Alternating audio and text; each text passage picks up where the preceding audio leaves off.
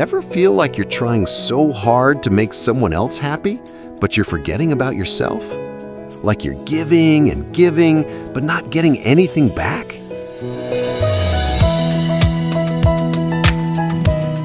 It's easy to think that if they're happy, you'll be happy too.